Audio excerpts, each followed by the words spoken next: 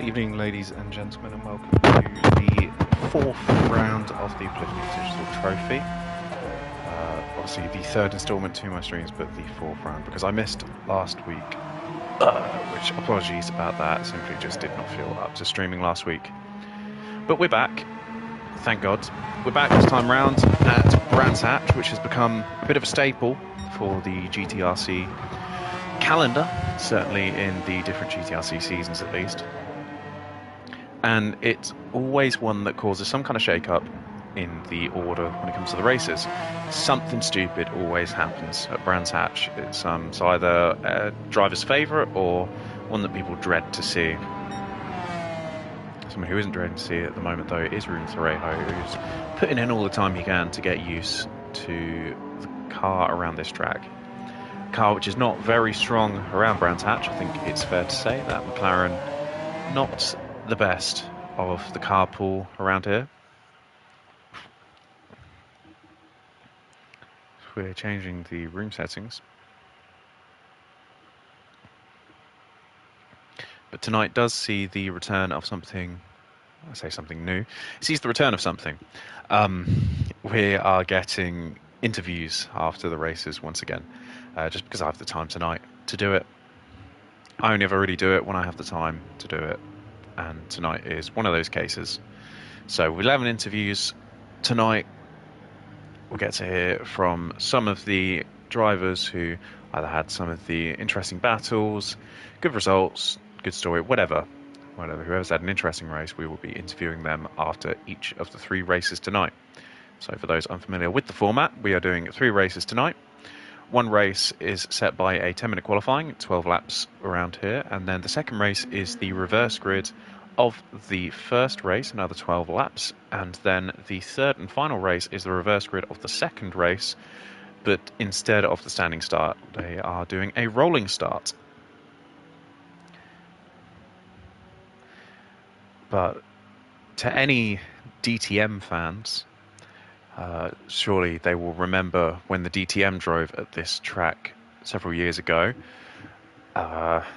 It's kind of Monaco without Monaco. That makes sense. Like, overtaking is very challenging, or can be very challenging around here, especially in higher downforce cars. Luckily, I think this is kind of the limit. These cars are kind of the limit of when you're getting into the higher downforce, and overtaking becomes incredibly difficult.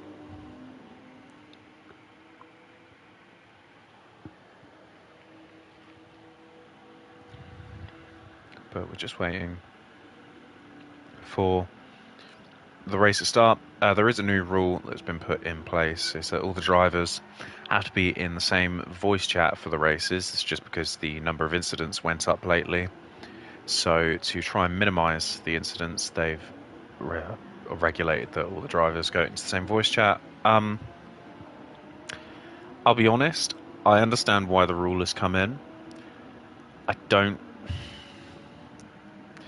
Not sure if it's the best decision, I'll be completely honest. I get it completely. If you have everyone in the same voice chat, then there's less crashing, per se. There's less crashing, you'd imagine. And if there is a crash, then it can be easily dealt with between the drivers. But the issue is not everyone can really race while in a voice chat with each other. That makes sense. And you're kind of forcing people to mesh that might not necessarily mesh. Like, whenever I used to race, I raced in a voice chat with the rest of the grid, like has become the regular for this league. And it worked fine for me. However, I found that I performed best when I wasn't in a voice chat. So I could perfectly understand if people are unhappy about this new rule coming in, because I probably would be too. Like, I get the benefits of the voice chat rule coming in, but at the same time, it might not be the best decision. That's just the way I see it. It's the way I see it. I was always better without voice chat, so I get it completely. And you're asking the personalities of everyone to mesh together and join a pre-existing friendship between a lot of the drivers who are already in this big voice chat, which is fair enough. Like, it's nice to have everyone kind of a part of this clique, if you will. You know, instead of there just being individual cliques, you got everyone all together. I kind of get that. but don't force something that isn't meant to be. That's all I'll say. If people aren't meant to get along, people won't get along. And that's racing. You don't see real life drivers talking to each other. I think the only series that ever really did that was NASCAR back in the day. And even then, it just caused a bunch of arguments between the drivers because they could talk to each other more often. So, yeah, we'll see. This is the first round of us running that new rule, so we'll see how driving standards have gone up. Because in all fairness, last season driving standards were very good, and I think the entire grid was in the same voice chat. Excuse me. So, I think there's pros and cons. But for now, we'll stop talking about that, because we are watching Dominic Kubinski go on his out lap. He will be the first man to set a lap in qualifying today. So we might go on board with him. Yes, we will. As he rounds the final corner and comes up main straight, which isn't really much of a straight, into Paddock Hill Bend is the first corner, I believe. And you want to get quite a late apex for this one. Oh, he didn't get an apex whatsoever. But it's all over the curb on the exit, and then heavy into the braking into Druids. You can brake quite late because it's an uphill corner, as he's done.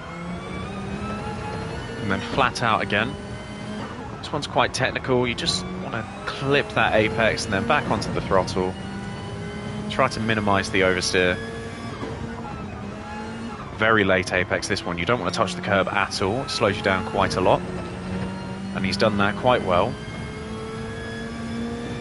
Now, coming into the technical section, the section of the track that isn't part of the Indy circuit, which is used for most racing series.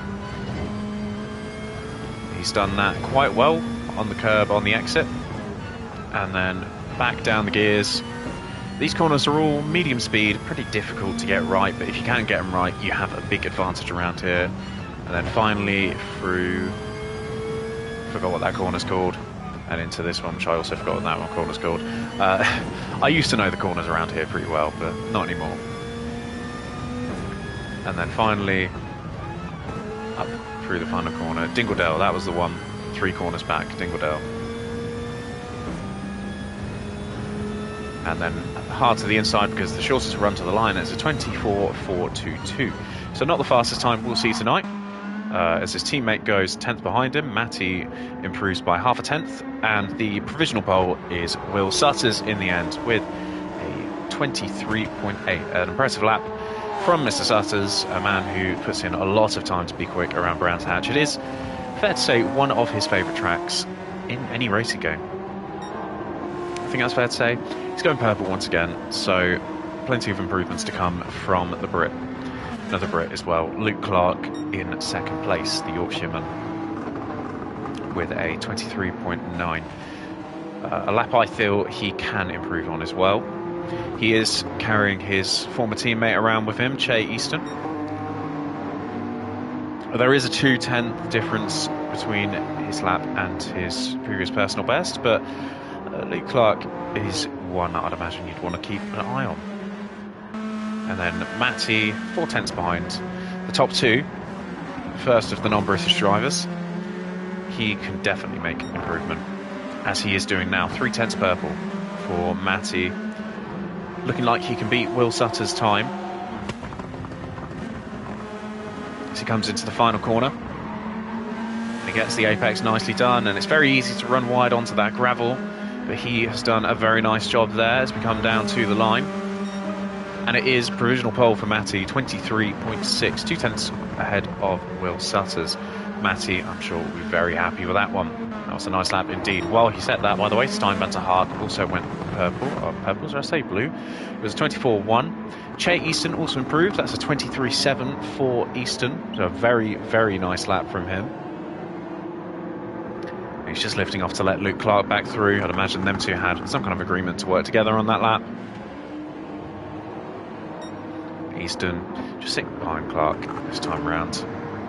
So that initial provisional pole from Dominic Kubinski, as I was saying, not really the best in the world, as he is down in 7th at the moment, but ahead of the 2 McLaren cars. Oh, that's close to spinning out from Luke Clark there. He's lucky he kept it in one piece. And now Luke Clark has a lot more pressure behind him for Che Easton. He may want to let Easton through. Maybe these two still confident that if they work together they can set an improvement. A little further down the grid, it's Callum Hill, or Cameron, I think he's Cameron, not too sure. He is in P6 at the moment. He's not setting an improvement, but we will watch him on this next lap, as this will be his next fast lap. As Hill rounds the final corner. That's Hill now coming down the main straight up into Paddock Hill Bend. And this will be his next attempt at a flying lap in this qualifying session, as he doesn't quite hit the curb on the exit there, so already hemorrhaging a tiny bit of time. However, it is fair to say in that Honda it is advantageous to stay off of the curb sometimes. That car does not react very well to any kind of bump or curb, so we'll keep an eye on him. It's very wide into the entry there, almost the optimal line. So he is up the 10th on his previous best, 10th and a half to be precise. But this is where it's make or break, 2.5 tenths now. It's where it's make or break for any driver. If you're skilled through this section of the circuit, then you got the whole track on locks basically. Oh, and he's dipped a tyre in the gravel on the exit there as he comes up to Dingledale. Now, one of the most challenging corners on the circuit. There's not much leeway for mistake, and he's done a good job there. He's now 6 tenths improving on his personal best. This is going to be a very nice lap for Hill. Might even pick up a slipstream from the car ahead. Kabinski goes 5th fastest. Matty sets a new personal best, and that is the new best on circuit. But we're watching Hill at the moment, who is about to set a very impressive time indeed. It is a 23.6. which was good enough for second, but now it's been overhauled by not only Luke Clark but Che Easton. These two working together, and Che Easton has just snatched himself provisional pole with a 23.5. Luke Clark in P3 with 23.6. Wow, what times from these two, just taking it away from Hill the moment Hill sets a time. Hans moves his way up into the top 10, top 8 should I say. But yeah, this Luke Clark, Che Easton teamwork is working quite well. Saying that, I think Luke Clark just got held up by Matty there. Clark probably not too happy about that one. I don't know whether he was on an improvement, but that's brought Jake Witchell quite close to those two. Witchell, who's come to the stark realisation that this car is not the right car for this track. McLaren is not really the right car anywhere. Except for last week, apparently, which I did not stream. And I don't really regret not streaming it, I'll be honest. I'm sure it was some good races, I just don't really care. So Witchell got pole position, I believe, last week. And his teammate got a race win.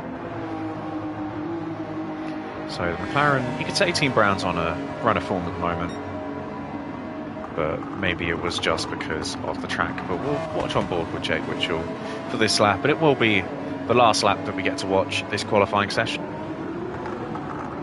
Can Jake Witchell pull his way up the grid? So I'm sure P9 will not be what he's satisfied with, as he is already half a tenth up coming out of Druids. Now coming up to the end of the Indy circuit.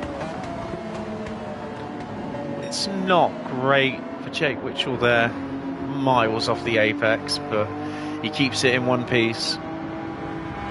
Sliding on the exit once again. And he's not even half a tenth up anymore. He just needs to improve by 2 or 3 tenths to pull his way up the grid.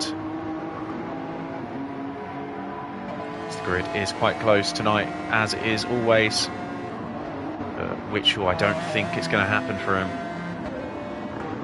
Unless he has some crazy improvement, which he is not. I think Jake Witchell might have to settle for 9th in this qualifying session, which is unfortunately a lot worse than last week.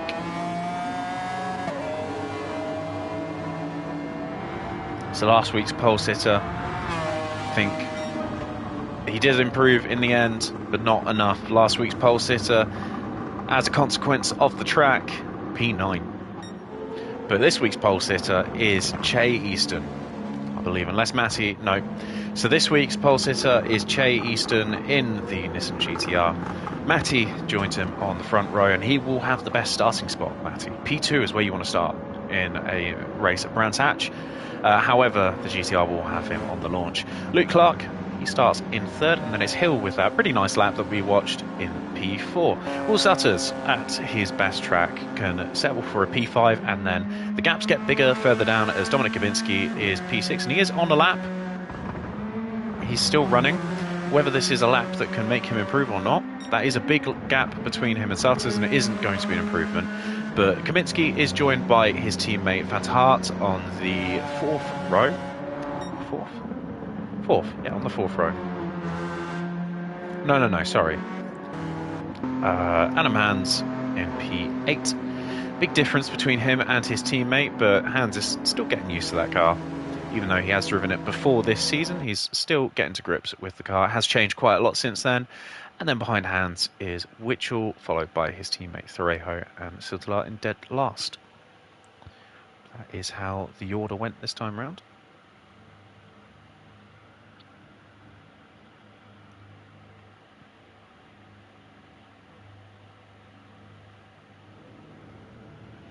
So we're just waiting for the race to begin.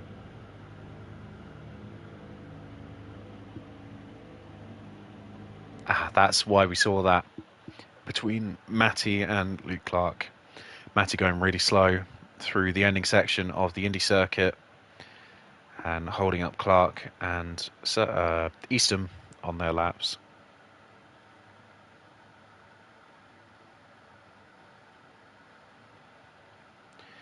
Which is unfortunate. We won't really know how much of an improvement Clark was on in that one. But we are going to be getting away for the first race.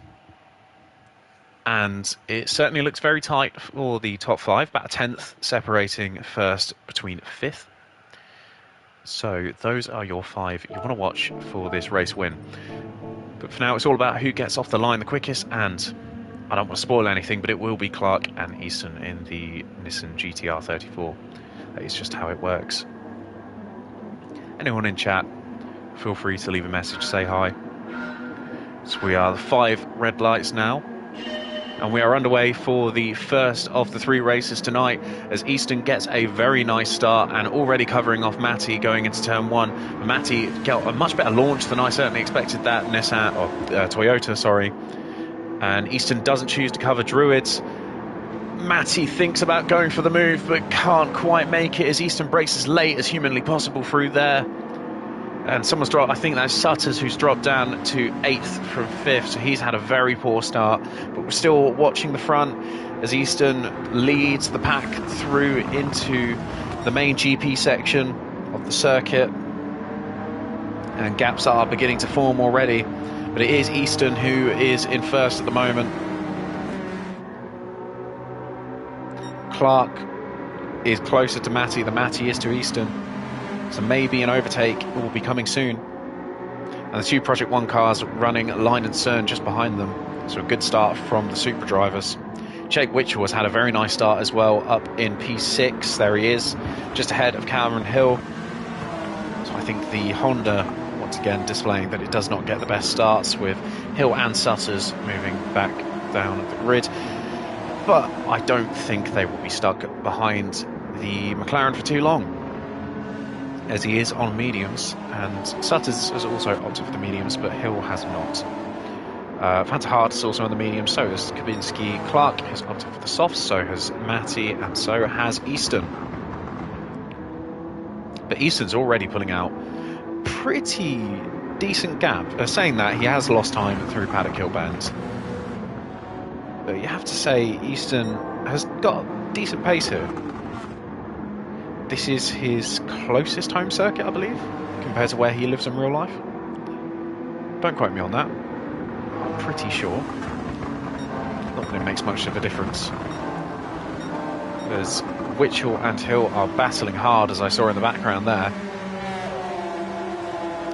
Witchell doing his best to keep Hill behind him, knowing that every position he can keep here will pretty much stand for the rest of the race, because he's not going forwards unless Van der Hart were to make a mistake.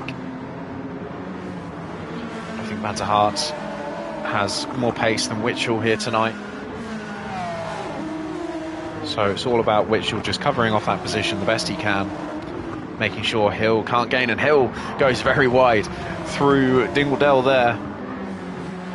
But it's actually helped him quite a lot. He's had a decent run coming through the final straight, or the back straight should I say. Now we're on the final straight, and you'd expect Witchell to pull ahead here, but Hill is doing his best to leave an impression, and Witchell once again pulling ahead.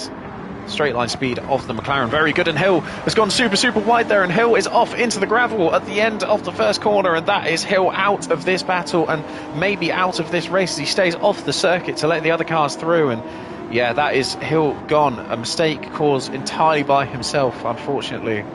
Just going way too wide at the first corner, a mistake that many people do, because you want that wide line coming into it. Because it's such a late apex, it's just really easy to dip a tyre onto the grass and game over. Unlucky for Hill.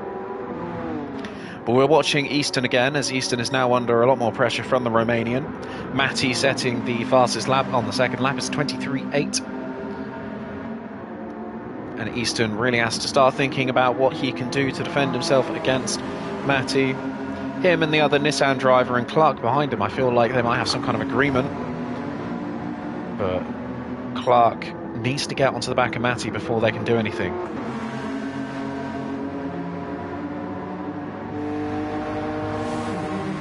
So far though, it is pretty much like how I said it would be, how any DTM fans will remember this track was like Monaco. Back when the DTM raced here several years ago. That was during the older regulations of the DTM, however, but you know, it's still semi-relevant. The regulations which actually evolved from the regulations of these cars, funnily enough. But side by side now between Matty, as Matty has the outside, Easton has the inside, and I don't think that one's going to go anywhere. But Matty once again can go for another attack on Easton. These two doing very well to stay side by side without contact, and Matty yields this time around. Easton takes the lead. Now Easton is under all kinds of pressure. Matty has got serious pace at the moment, but Easton I don't really think has an answer to. His qualifying pace has really just disappeared when it comes to race trim. Which happens, cars are stronger in qualifying than they are in race trim sometimes, and that Supra looks to be strong in pretty much all scenarios. You have to say the cars are relatively balanced. Relatively, with an asterisk. It's not perfect. But it'll be interesting to see who uses the most fuel out of these two. But Matty was looking at the inside again, and it's difficult to send one down the inside of Paddock Hill Bend, because of how late the apex is and how much you just need to keep the momentum of the car up. Sending one up the inside is never really going to work. You know, sending one up the inside from far back at least, it rarely works. But now 2 becomes 3 as Clark catches up onto the back of this battle, and these three have really taken away into a different dimension at the moment, because the 2 Project 1 cars don't really have anything to keep up with their pace. They're both on mediums, I believe. Yeah, they're both on mediums, and they're keeping the cars behind them behind. Well, certainly Sutters, I feel like, might start making gains up the grid. Sutters, I think the best he can hope for at this phase of the race is possibly a P4, if he can catch up to Kabinski. We are only halfway point. Matty cut that corner very close there. But yeah, we are just about the halfway point, and Matty has got himself a penalty there. Oh dear, it certainly looked very close from that angle we got there, and he has picked himself up a half-second penalty that he will serve on the next lap, just as that point that they've just gone through in front of the Advan board. And now, after that mistake, Matty is losing grip a little bit to Easton. Easton picking up the pace slightly. Matty had a pretty poor lap that time round compared to his previous laps. Oh, but Easton has gone super deep into Druids, and that has helped Matty catch up immediately. Matty seems to have a big advantage through the first sector compared to Easton. But whatever happens, Clark is loving this. He's just sitting behind them, waiting for anything to happen to these two, and he will just pick up the pieces. Smart way of driving, and you avoid using the double mediums as well as a race winner. A little tactic for anyone who wants to race in this series: just never win. That's all you got to do, just never win. Always come second, and you will be in the best position possible to win the championship.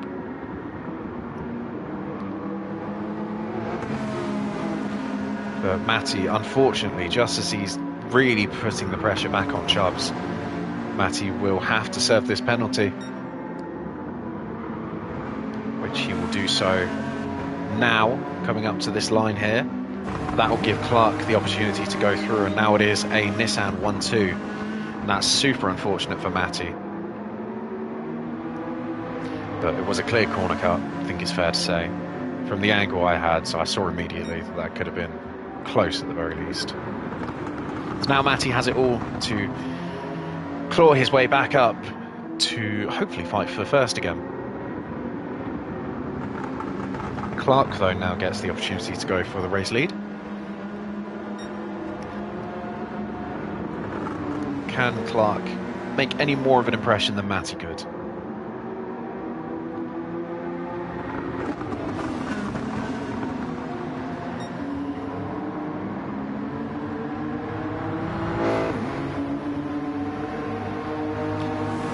Clark tucks into the slipstream, as they all are. Dirty air does not really seem to be a massive issue around here, but I think the main issue really is there's no clear overtaking point at this circuit other than Druids. And if you just hold the inside of Druids, you're not really ever going to make an overtake. Like you need to be really brave, like Matty is being really brave here. But he doesn't make it stick. This is the thing, you can stick a nose in, you can go alongside, but you have to push someone off the track to get past. And, you know, if you want to be a clean driver, you're not going to do that.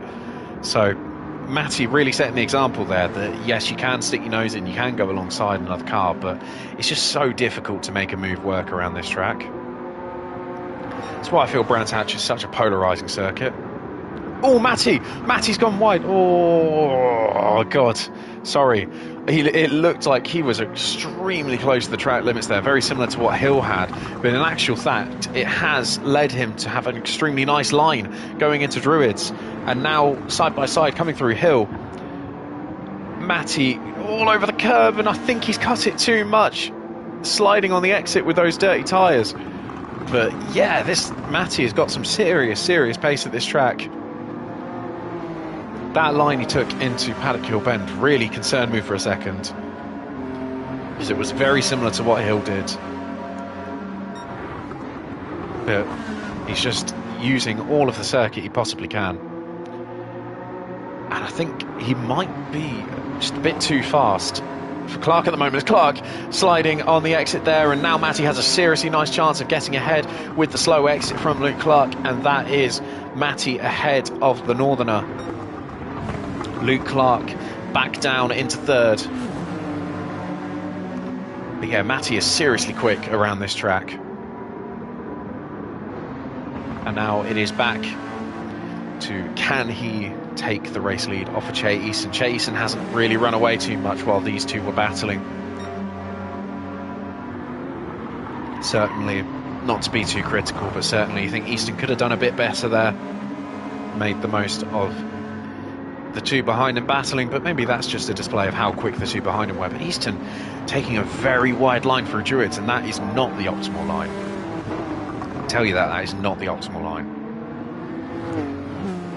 So Easton really, I don't know what's going on. Really don't know what's going on. Just making mistakes. He's still leading this race. He's still quicker than 90% of the grid, but he's not quicker than that 10% that is Matty. And really, at this point, It doesn't matter if you're 90% quicker than the rest of the grid. If you're not quicker than that 10% who's currently hounding you down, it means nothing.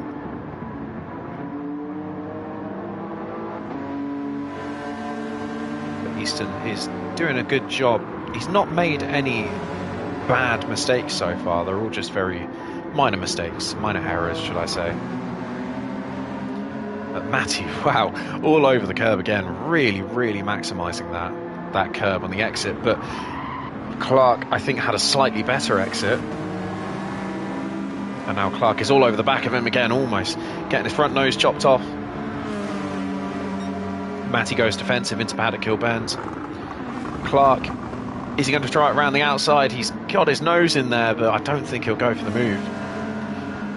And he doesn't try it at Druids. Oh, I think there might have been contact between him and Matty there, going into the braking zone of Druids. Clark hasn't taken that position, so I believe there was. Again, sliding on the exit from Matty. He's really feeling the pressure of what the hell is going on there? What the hell I just witnessed?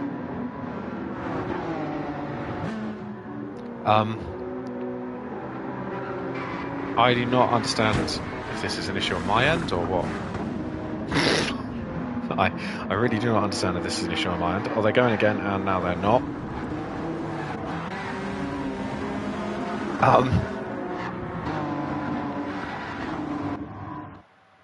The host has ended the game. Yeah, so the lobby has gone down. Oh, no.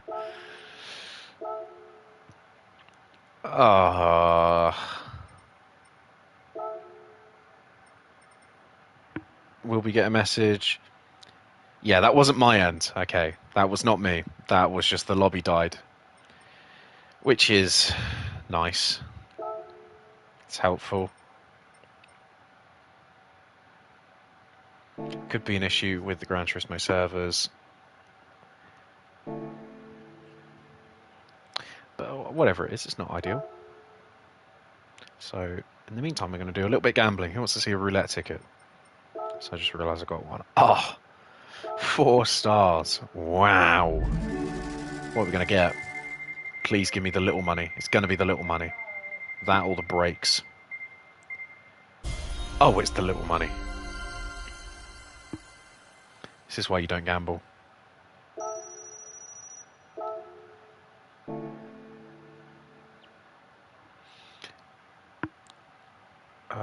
What is going to happen?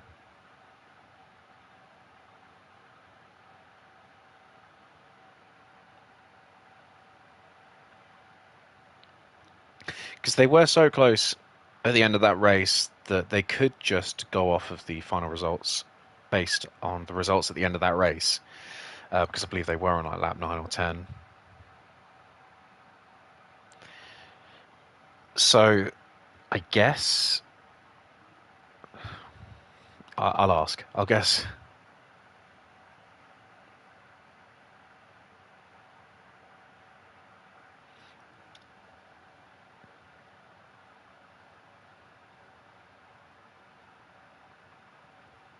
Because there's no way they're restarting race 1. If they restart race 1, I'll be very shocked, because they were on lap 9 or 10. They were at the very end of the race. It wouldn't make much sense.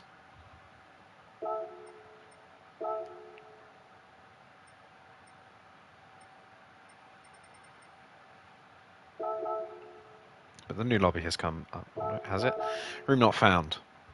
No, okay, maybe the new lobby has not come up yet. But it was an issue on Chubbs' end that time around. The lobby host, Easton, who was leading the race.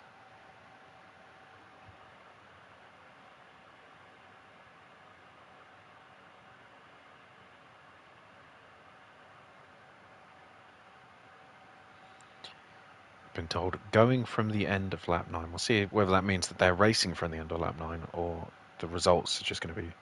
Okay, good. Good. So the results at the end of lap 9 were the results of that race, which means that Che Easton is the race winner for race 1 tonight.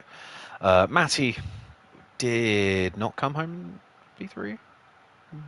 I don't know. Chet Easton's the winner. Luke Clark, I believe, came second, and then it was Matty third, potentially, maybe. I cannot remember, actually. But it's one of those two. And then it was Dominic Kabinski in P4, Steimer to Hart in P5, and Will Sutters P6.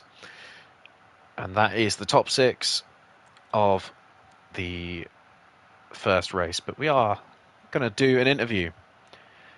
We'll do an interview with, I don't know, really. Who should we do an interview with? If there's anyone in the chat that wants to give me a recommendation who to do an interview with. If not, I'm just picking someone that I always interview.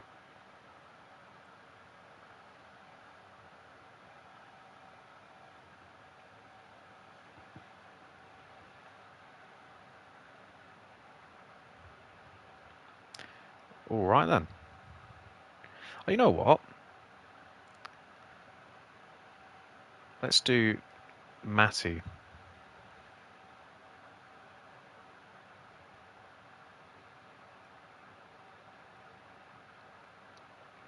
Let's see if we can get him in for an interview. Because he had some amazing pace in that one. It would be nice to have him in. I will also invite Mr. Clark, just in case he doesn't join. Oh, he has joined. Awesome.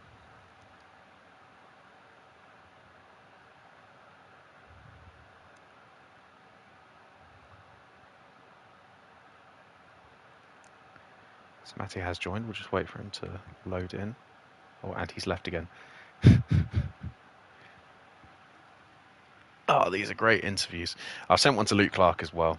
Someone I know who probably, if he does join, will not disconnect or anything. Apparently, Chubb's Wi-Fi is 900 megabytes per second and it crashes. Don't know what to tell you, Chubbs.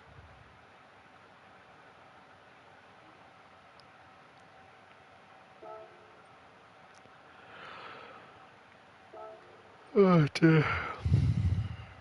Oh, off to a great start, this, isn't it?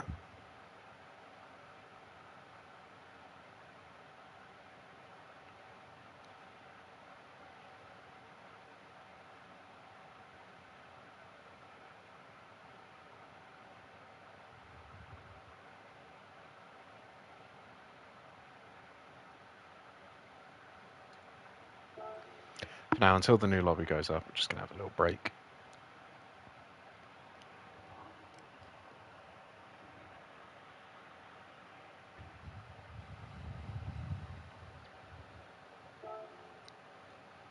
It's taking a while. I'm wondering whether someone that is not Chubbs should host. Certainly not me. My Wi-Fi is way too bad.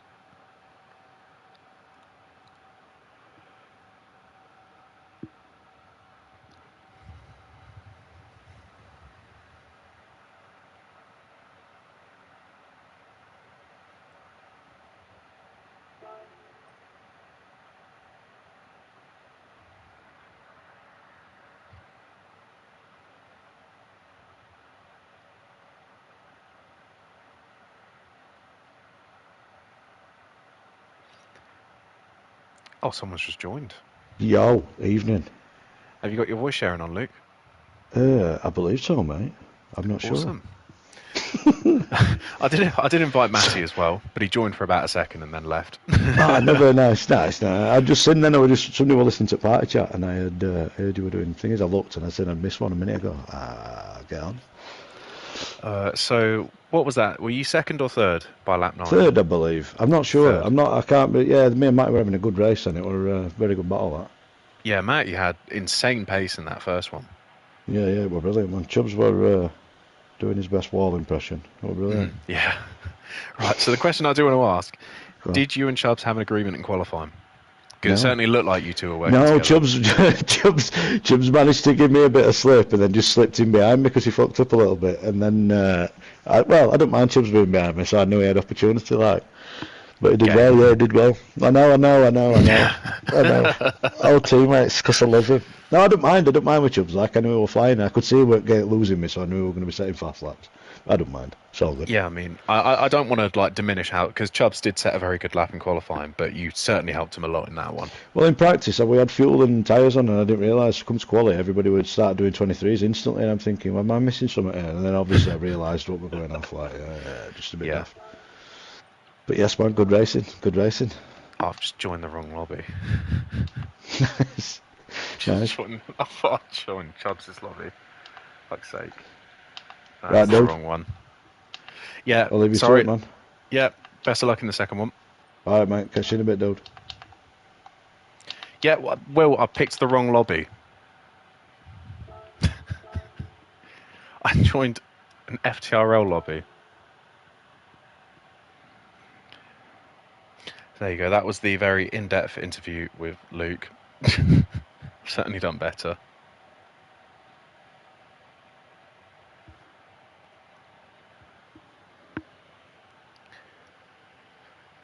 Now I'm joining the right lobby, but it's taking forever.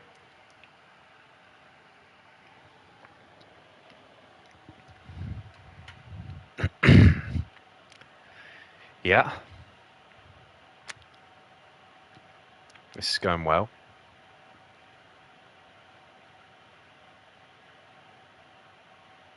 Big fan of this. This is what you join the stream for, by the way. This, to see this little circle wheel go round and round. Wicked. Yep. Ah, so apparently the connection to the session signed out. I don't know how that's happened. Maybe the spinning wheel going round for about 3 minutes was a little bit of a hint that maybe it would time out. Not a genius. Just, using my brain. Yep, GT7 is doing what GT7 does best.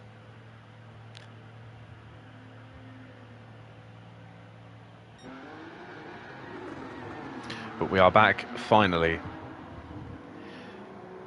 That was a pretty interesting 10-minute delay.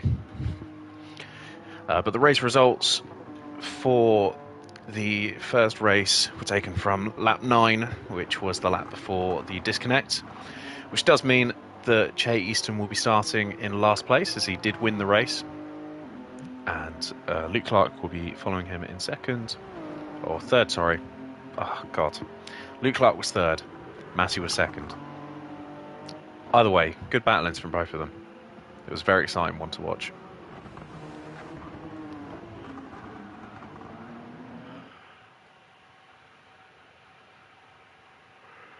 But we're not ready to go yet. Bloody hell.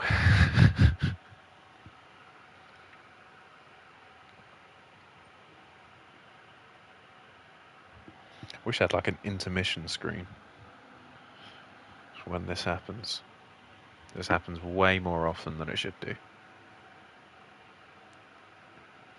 At least it's happening on a night where I'm not going to work immediately after the race. That's something. Else right now I'd be stressing.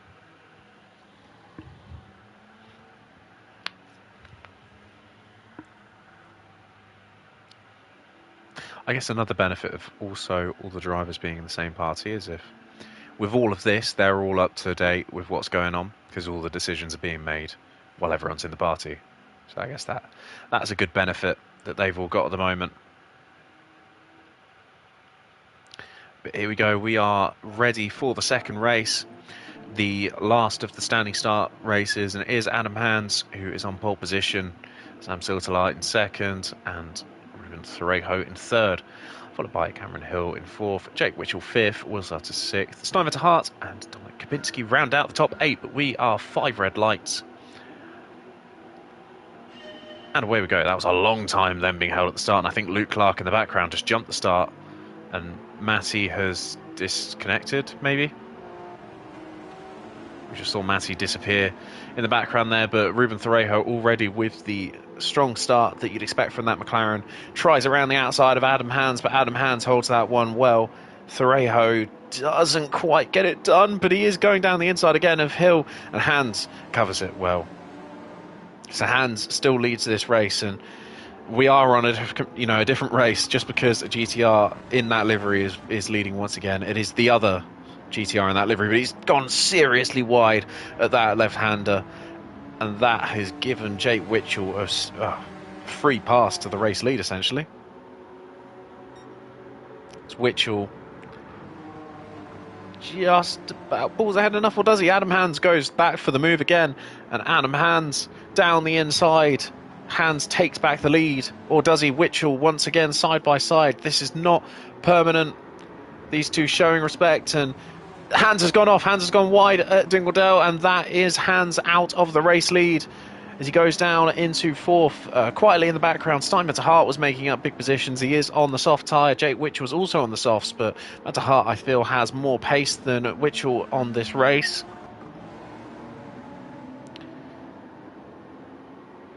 And Van der Hart looks to be in a very nice position to maybe challenge for the race win. But Witchell still leads out this race.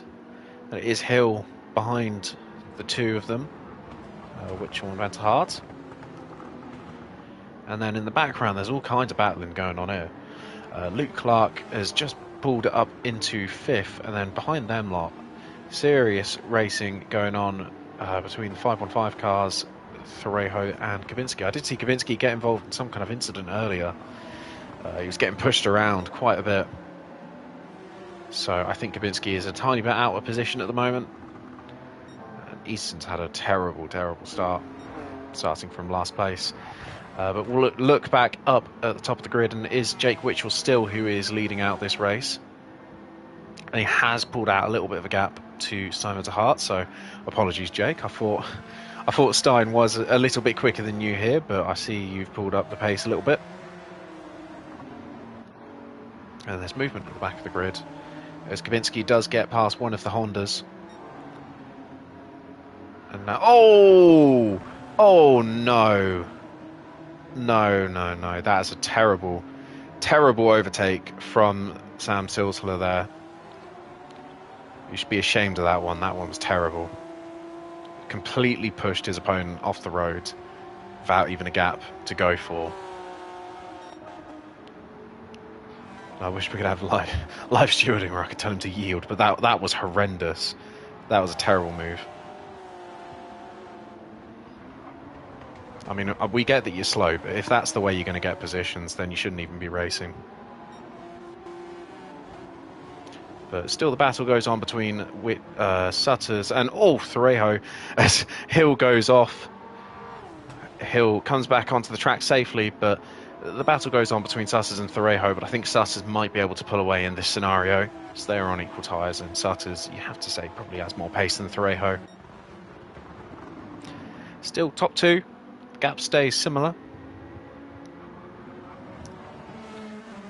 Van der Hart not really making a big impression on Witchell yet. Certainly if Van der Hart catches up, I don't really know where he'd be able to make the overtake on Witchell. You'd have to wait for Witchell to make a mistake, and Jake Witchell isn't really one prone to mistakes that often.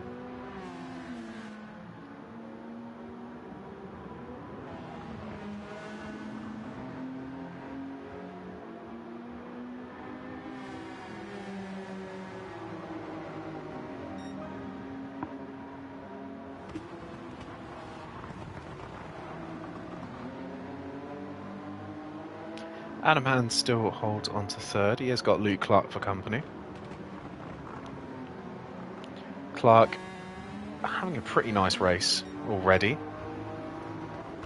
He certainly had a nice night with P3 in the first race. He's now challenging for P3 in the second race. In the practice session, he looked like he was quite strong around here. So it doesn't surprise me one bit.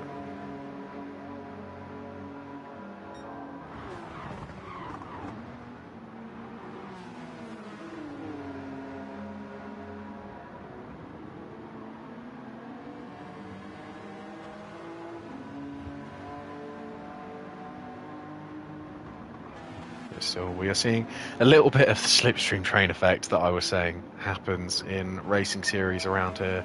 Really the only one that it doesn't happen in are the lower downforce touring car categories, and this isn't really a low downforce touring car category.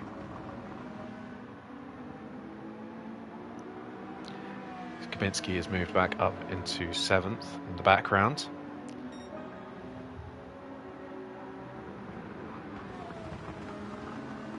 How can you be so slow that you push a car off 1 lap, make him lose 5 seconds, and 2 laps later he overtakes you? If that's the way you're going to race, I mean, don't even bother.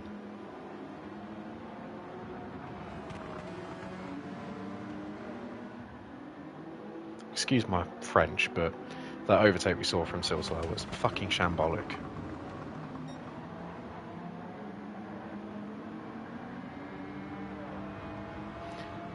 And the only reason I get annoyed is he goes on to everyone lecturing how they should be racing while he races like a total and utter tart.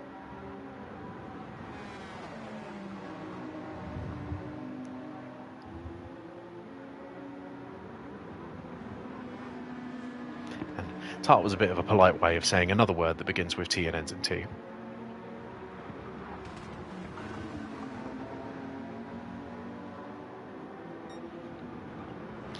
But Adam Hans is still holding off Luke Clark just about.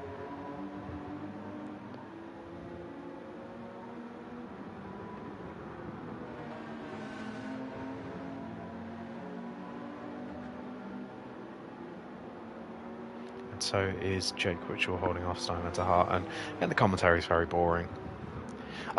I do understand that the 1 week of commentary I have missed was the most exciting week of racing, and I've only ever really watched the boring ones so far this season, but already Simon de Hart is going down the inside for the race lead, and Simon de Hart makes that one stick. He covers the exit very well, now down the inside, coming down into hill, and Jake Witchell has nothing to combat it, or does he? Side by side again, he's got his nose in.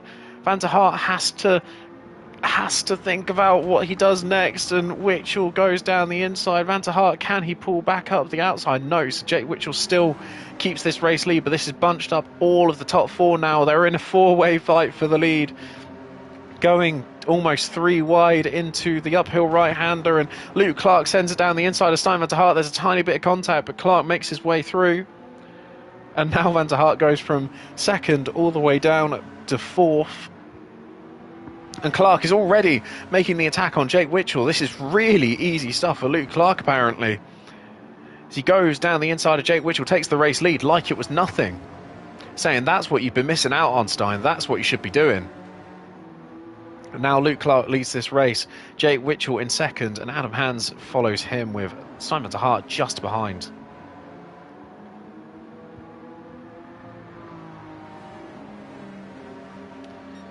Very momentarily, that got quite exciting there. Very close as the quicker drivers behind caught up to the slower drivers up front. Now Hans is going for the overtake on Witchell.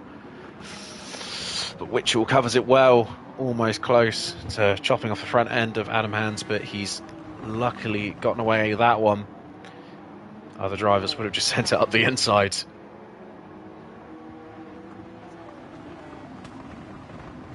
Druids is really the only corner you get to do a proper send up the inside, and it's not often you get to do it on a McLaren. They are very fast on the straights, but already Luke Clark is pulling out a big lead ahead of Jake Witchell. 7.5 tenths now. He's just about to break the slipstream,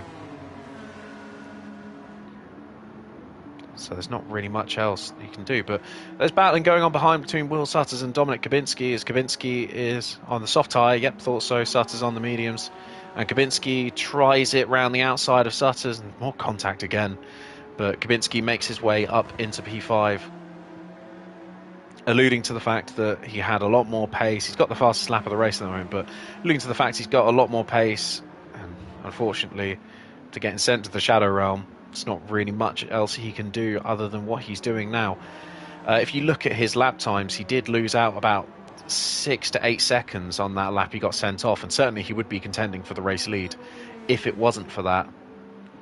So that's very unfortunate, but the consequence of stupidity from others, that's racing, I'm afraid. That happens.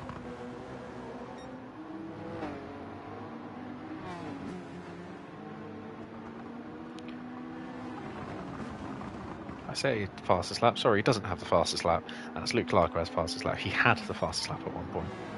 Luke Clark set that just now. Luke Clark just now set it. Okay, fair enough. But, we're just looking at the battle for P2 as Jake Witchell, the Brown Wall, should we say, for Team Brown, is keeping pretty much half a country behind him. But saying that, he's just gone a little bit wide out of there. I think there could have been contact between him and Hans, because Hans lifted off big time through that corner.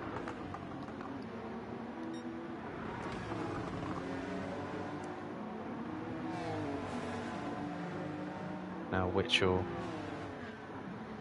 doing his damnedest to stay ahead of Hans.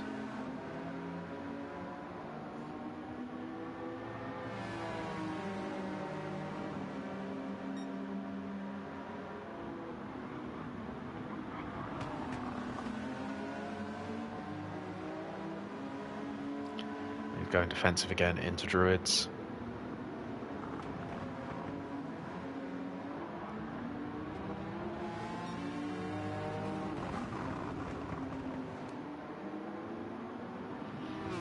So this could be, best case scenario, Jake Witchell gets a P2 here. Worst case, it'd be a P4, keeping up with this pace.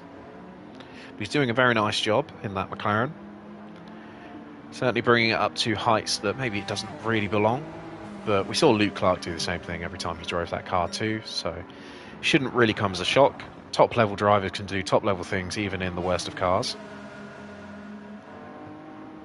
But what we're seeing right now with Luke Clark is a top-level driver in a pretty high-level car doing some amazing stuff. And these laps he's setting right now out in the lead are pretty good. It's fair to say. We're saying that he is quite far down on this lap, but he's doing everything he needs to do to keep the race lead. And really, that's all anyone's going to remember. People only really remember whoever wins the race.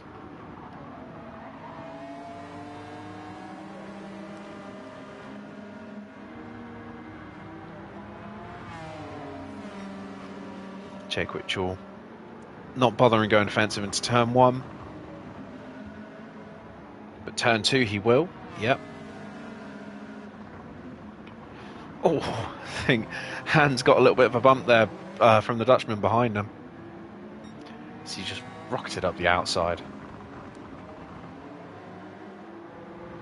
Oh, sliding on the exit from Hans, and that is Van der Hart through, you'd think. You'd think Van der Hart's through. Still, Hans has got the inside, and Van der Hart does get the overspeed on the exit, but on the grass.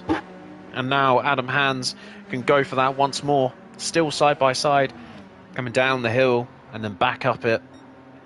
Van der Hart has the inside, and that should be all she wrote for that. Hans is looking up the inside of Van der Hart again, and Hans does go for the move, actually. Thought that would be a bluff.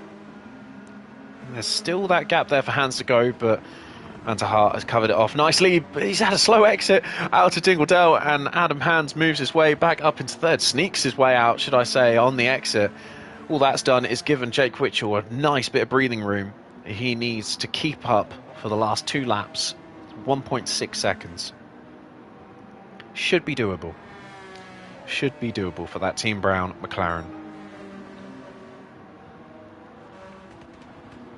And here we see Dominic Kubinski is already catching up to 4th place, and he's really on the same pace as the race leader at the moment. That gap hasn't changed much to the race leader. So, again, if he got a bit less unlucky, I feel like he could have contended for this race win, which is unfortunate. Very, very unfortunate. And it would have been nice to see someone closer to compete with Luke Clark, but he's gone very wide there. But yeah, it would have been nice to see someone closer to compete with Luke Clark, but not to be in this race. Clark has taken that lead and just run off with it. He's done a very nice job. Hill with the fastest lap now, down in last place, 23.8. It's a nice job from Hill, showing that he does have the 1 lap pace, but he's been really unfortunate in these races.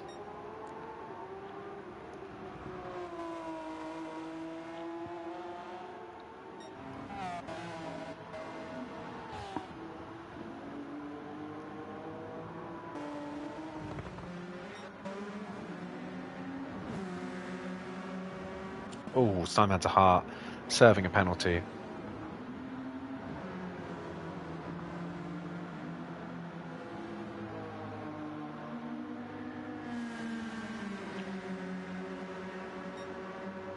And now Van der Hart has got his teammate for company, and Van der Hart, I'm sure, will do everything he can to hold off that 4th position. He's fought very hard in this top 4 the whole race. He's not going to give it up. Dominic Kubinski, though, does not care one bit, and he's going for every position he can. But that was the overtaking point of the circuit, so if Kubinski wants to get this P4, it's going to be a challenge for him.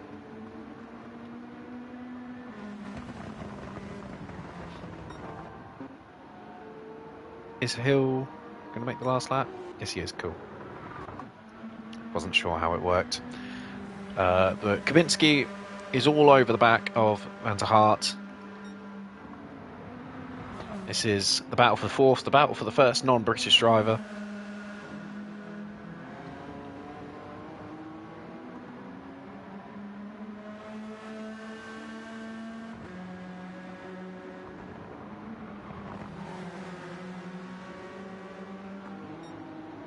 And he's going for the inside, possibly the last chance he'll get, and there's contact between him and Van der Hart, and he lets Van der Hart back through on that one because that was a bit too rough. That's what you do when you go for a rough move on that corner, but Luke Clark is the race winner. Jake Witchell does in the end come home second, fought hard for that one. Adam Hans P3, Simon Van der Hart comes home in 4th, just about holding off his teammate in 5th, and then it is Will Sutters a bit in no man's land in P6. Che Easton comes home in P7. Good recovery from a poor start to this race. Siltala comes home in 8th. Very poor driving from him tonight, and one I hopefully will get reported. Thorejo comes home 9th, and Hill, unlucky, very unlucky. He comes home in 10th. He had the pace. It's just he could not do it consistently every single lap. But he will be starting pole for the next race, so good position for Hill in actual fact.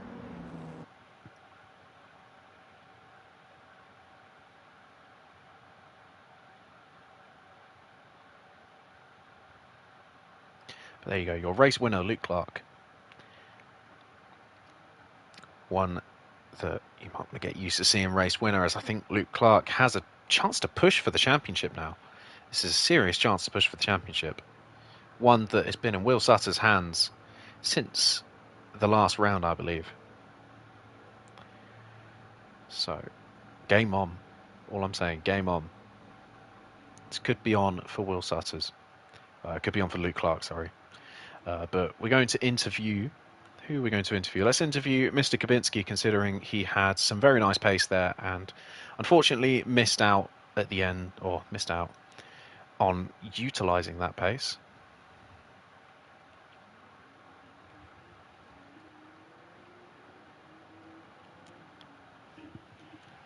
For reasons that I've made very clear on stream. I've made very clear on stream my opinion of that. I've made very clear of that. So, hello. Here he is, Dom. Yes. Yeah. Yeah. That was an interesting race from you. You had very good pace. Certainly, you were matching the race leader for a lot of that, and you lost about 8 seconds in an incident with another driver, which would have put you, if it not happened, it would have put you in the fight for the race win. Yeah. Thoughts on that? I am not going to say what I want to say, because I don't want to start shit. I think for a driver who lectures so many other people on how they should drive, he should look in a mirror. Yeah, that's what I would say, yes. I think if you're going to be slow, at least set the example of being a good driver. Yeah. Apart from that, I don't really know what else to say. Race 3 is still here, so something could happen. You had a good battle with yourself and Will, and then again with Stein at the end there. Bit of contact at the end, but you let him back through. Yeah. I almost killed him, so I had to hit his front end to save him. Yep. Yeah, Will said good move from me, so that's a happy thing. Yeah, it was a pretty good one round the outside, I think it was. Yeah. Yeah, to get that from Will at this track as well, pretty big compliment. Apart from that, nothing else really happened. Fucked up a couple laps because I was going for fastest lap, but that was silly. Yeah. Apart from that, it was alright. Oh, fair enough. Do you think the challenge for the championship lead is still on? For multiple people, yeah. I don't know if I'm included, but I think Luke Clark is probably the strongest for that now. Third and then first. I agree. But we'll see. But fourth and fifth isn't too bad, so. Yeah. Any way you put it, Will Sutters has lost ground in this one, which I don't. Not really one you could predict at Brands Hatch, but I think everyone's up their game a little bit. Yeah. Since the update, everyone's been a lot closer, so it'll be more difficult for everyone. Well, unlucky race. Could have been better, but still you got a good result in the end. Good luck for the third one. Yep, thank you. Bye-bye.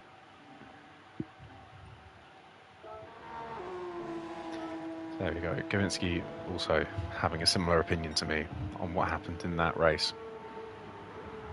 I won't keep my lips shut. I'm not going to be polite about it. Because it involves someone who doesn't keep their lips shut, so why should I? You know, don't throw stones if you live in a glass house. All I'm saying. If you're willing to criticise everyone else, then be ready to be criticised yourself.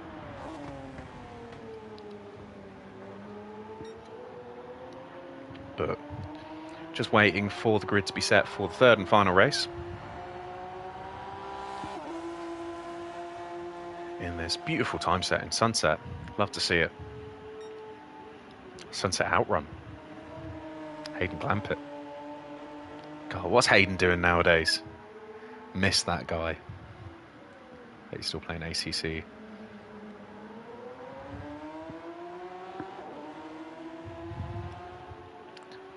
Just like me, he's moved on to other games.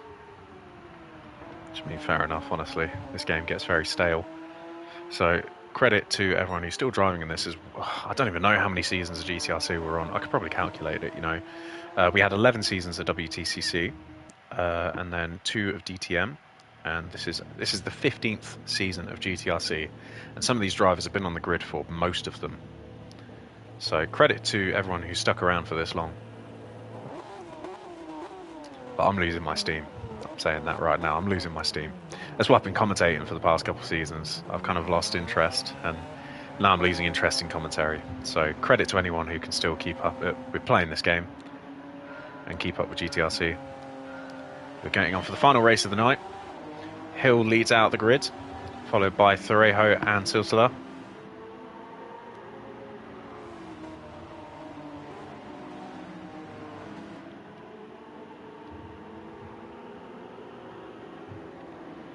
And as you'd expect from a rolling start, not much really happens off of the start. Hill is on the medium tyres, interesting. So I doubt Hill will be holding this race lead for long. Perhaps he wasn't expecting to encounter as many issues as he did in the first 2 races, because he had a lot of pace. There's no criticism around that with Hill. He's had a lot of pace tonight. But unfortunately, he's stuck on the medium tyres for what could have been his best chance of a very nice result. Thorejo already all over the back of him, and it's never really a good sign when you've already got McLaren handing you down.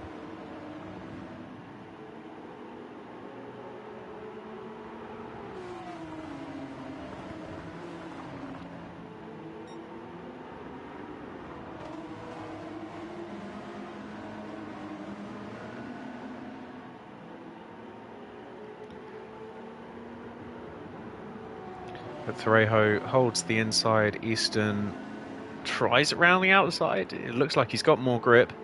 Thorejo will pull away a little bit on this straight. I think he would. You know what?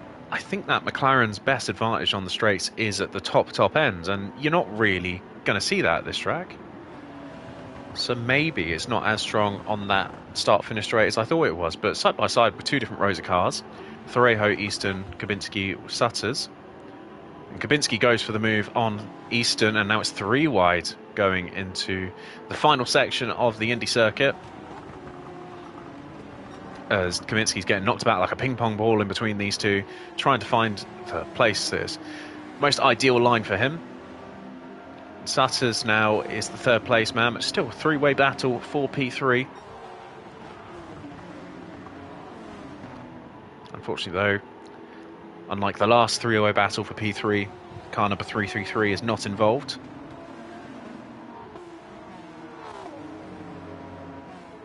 Can't really find a pun about any of the other driver numbers who are taking part in this battle though. It's 515 and 72 are 2 of them. There's not really much you can say about those ones.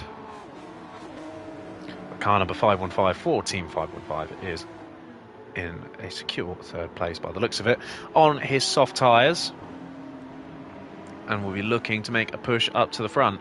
Hill doing a very nice job to keep this race lead, but as I say that and as I concentrate on him, it is Thorejo who goes around the outside, or tries it around the outside. Very smart from Thorejo not to properly attempt it. He's got a disadvantage on grip in that McLaren on the medium tyres anyway, and Hill's doing a mighty fine job holding that position off. But it's just bunching the entire grid up. As we see in the background, Hans and Witchell have both caught up to this fight. So Hill is doing a very nice job holding off that 1st place.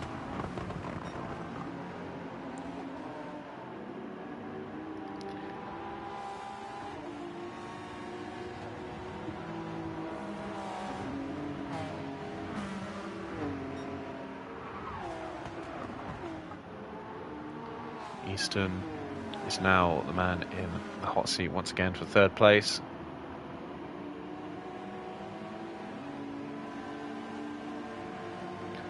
He's got Kabinski to defend against this time.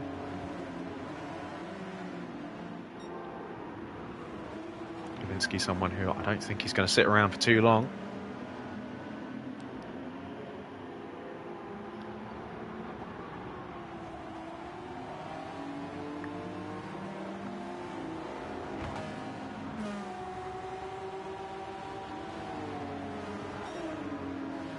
Still, Hill was doing a mighty fine job holding off this race lead.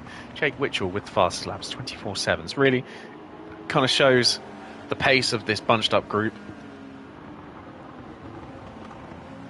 As Easton goes for the move on Thorejo, and so does Kabinski. Thorejo, though, covers the inside and goes down the inside of Easton, and Kabinski's almost off. Oh my word. Kabinski almost spun out in that one. Things are getting a bit too close to for comfort for these guys.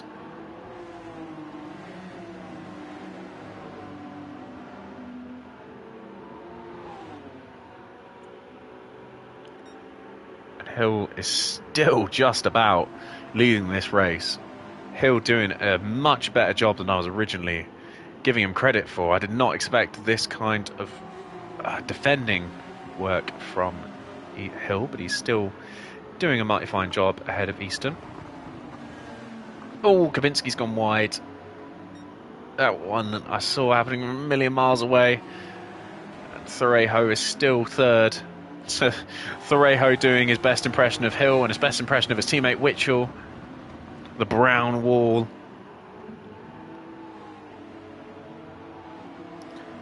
As he just about pulls ahead of Sutters on the straight. Up front, there's a fight for 1st. Side by side, the top 2 were going. Hill's gone wide. Hill has gone wide. And that means that Easton takes the race lead. Quite an easy one for Easton. Could this be race win number 2 for Che Easton tonight? If so, I don't think that was on anyone's cards for the race tonight. Easton is on flying form at Brands Hatch. He's certainly doing what I don't think anyone had predicted. Will Sutters is the man that a lot of people predicted would do well, and Will Sutters is now in the position to do well in P2. If he can pick up his pace just a little bit, he might have a chance to challenge Easton later on in this race. But he is still being challenged by the cars behind him. As Hans, can he... I think the best move for Hans right now is to get past Thorejo as quick as possible. else he's going to lose touch with Will Sutters. I don't think Thorejo has the pace to really be a part of this chase down for the race win.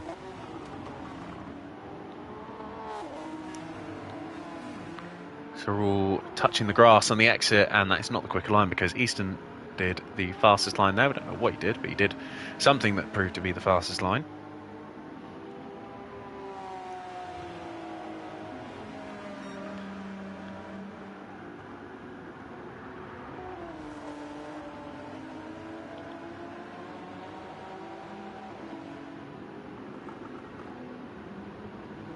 Adam Hans goes down the inside finally of Ruben Thorejo, and Adam Hans takes that move. 9/10 divide him and second place. Sutters goes incredibly wide there, and that will help Adam Hans significantly on his chase up to the front. But I think Easton might have made a similar mistake, as the gap is not changing too much between those two.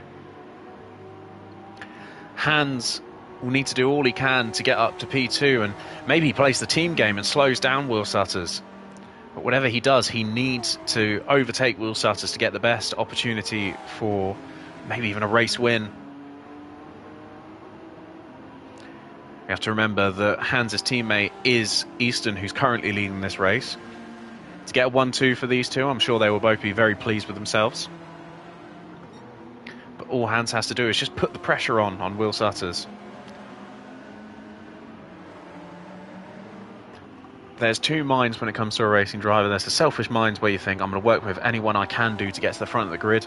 And there's the team playing mind, knowing that that is your teammate out in first at the moment. What do you do? I can tell you what Chubbs is hoping he'll do.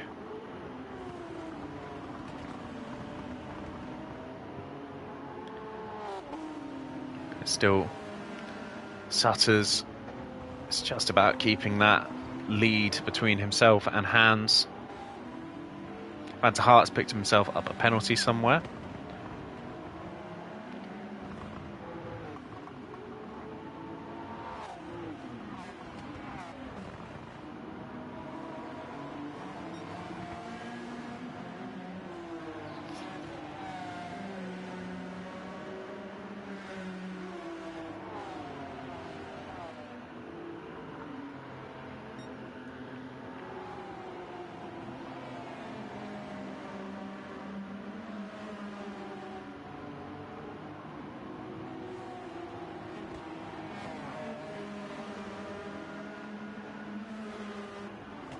Van der Hart is going to be serving his penalty in just a couple moments.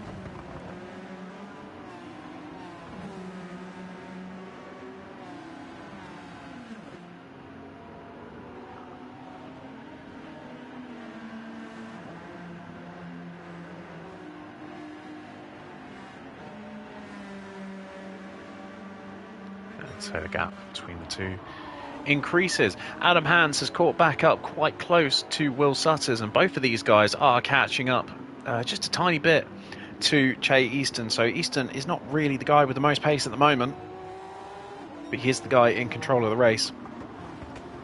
However, Adam Hans with that fastest lap, I'm sure will not be thinking at any moment, let's help out my teammate. He might be thinking, I can go for this race win here.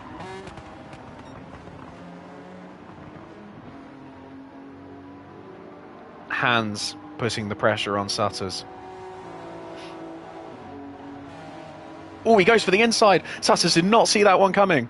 He covered it, but not well enough, and Hans found a gap. But still, Sutters stays just about ahead. Hans is really trying to go for this position. Okay, that is a declaration of, I am going to be aggressive. Hans is not playing around. And Will Sutters needs to pick up his game a little bit in defending, because he had that corner covered and Hans still managed to find a gap. It's going to be a battle for P2, I reckon, for Sutters and Hans if they keep this up. So Hans going for the 1-2. Will Sutters has set the new fastest lap. Dominic Kabinski, should I say, has set the new fastest lap now. A 23.9. Kaminsky has had a lot of pace tonight, just not really made it work in the race, unfortunately. And certainly in qualifying, he was just that little bit too far off of the top 5.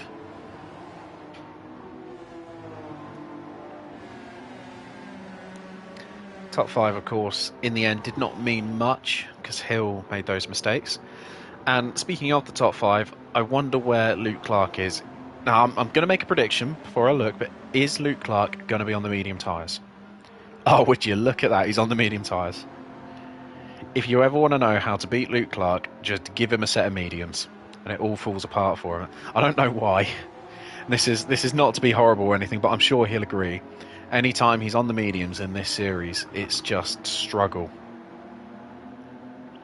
And I don't know why, and I'm sure he probably couldn't tell me why, because if he knew why, he'd probably have fixed it by now. But Clark is down in 9th. He had some serious nice pace on the soft tyres, but on the mediums it's not working out for him, which is a sight that we have gotten used to by now. The only reason I mention it is just I think it's funny. Kaminsky sets another fastest lap, 23.8 this time round. So the lap times are coming up as the drivers are getting used to these conditions.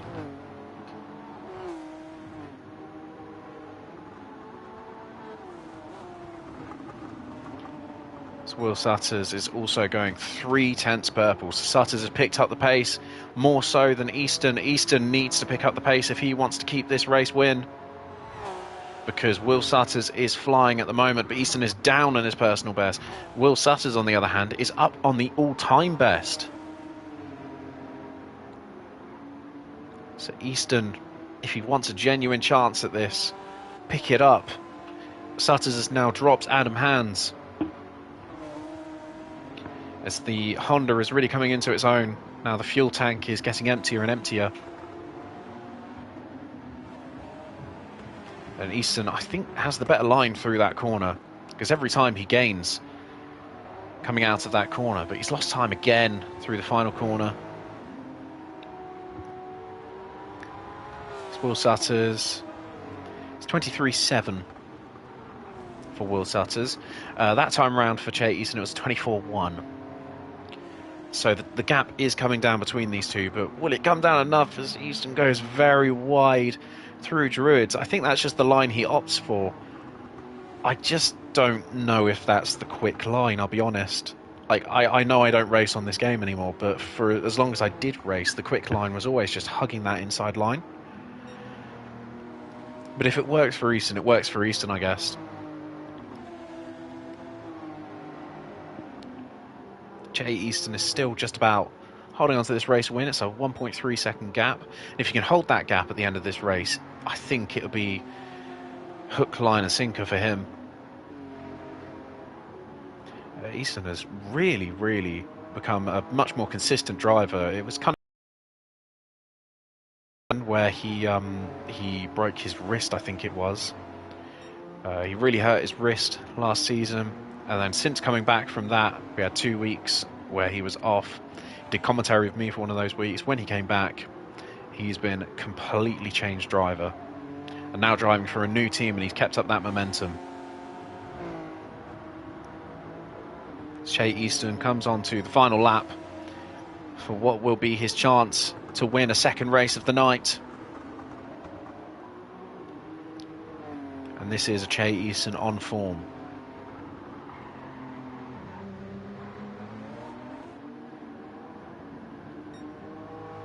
And this has been a night dominated by the Nissan GTR, something that I don't think people could have predicted. Sutters is really catching up now to Easton, but I don't think it's enough. Too little, too late. As Easton just nurses the car home. A mistake now would be, well, deathly. Cost his entire race. But Che Easton is keeping it nice and calm. This is not the Captain Chubbs that spins every single week anymore. Will Sutters, though, with an incredible P2, doing all he can to maximise the points, hopefully keep that championship lead coming out of Brands Hatch. As they round the final proper corner before the last corner.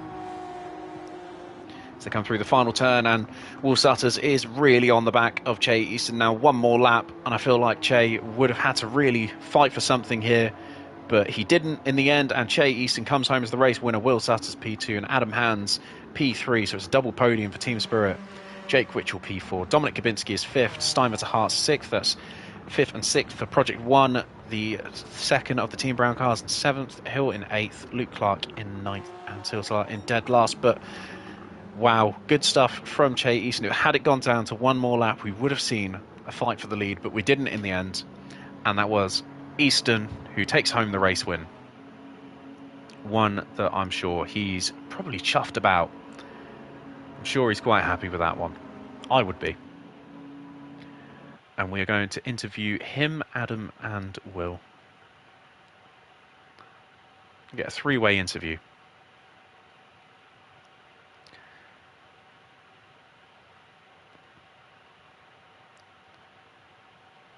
Once I find them all on my friends list.